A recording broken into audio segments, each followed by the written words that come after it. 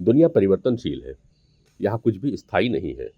कभी कभी हमें कुछ चीज़ें स्थायी जरूर लगती हैं, लेकिन वास्तविकता यह है कि वो भी निरंतर बदलाव की प्रक्रिया का एक हिस्सा होती हैं। दरअसल यह पूरा ब्रह्मांड एक सतत बदलाव में चल रहा है। हम एक निरंतर बदलती दुनिया में रह रहे हैं, जिसके पीछे एक शक्ति काम करती है जो सर्वव्यापी है।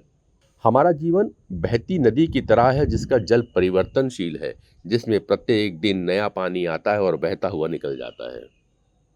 नदी कभी स्थिर नहीं रह सकती। इसमें उतार चढ़ाव आता ही रहता है। इसकी चौड़ाई गहराई बदलती रहती है।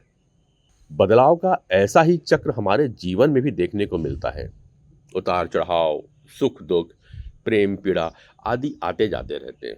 कई बार हमें लगता है कि सामने वाला बेहद खुश है, मगर हो सकता है कि उसके भीतर दुखों का प्रवाह हो। नदी की तरह हमें भी अपने जीवन के परिवर्तन को स्वीकार करना चाहिए। यदि हम परिस्थितियों के अनुसार नहीं बदलते हैं तो सामने परेशानियों का पहाड़ ही नजर आएगा।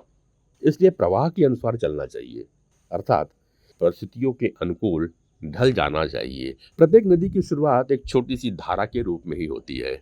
फिर चलते चलते उसमें दूसरी छोटी छोटी नदियों का मिलन होता है, और इस प्रकार एक छोटे से स्रोत से निकली जलधारा धीरे धीरे अपनी शक्तियों को बढ़ाते हुए एक बड़ी नदी में बदल जाती है।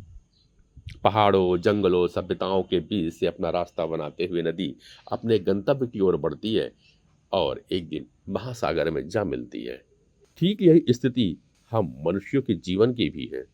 जीवन यात्रा में कई चुनौतियां आती हैं, मोड़ आते हैं, बाधाएं आती हैं, पर मनुष्य रुकता नहीं है। अपने लक्ष्यों की खोज में वह निरंतर आगे बढ़ता रहता है, और इसी का नाम जीवन है।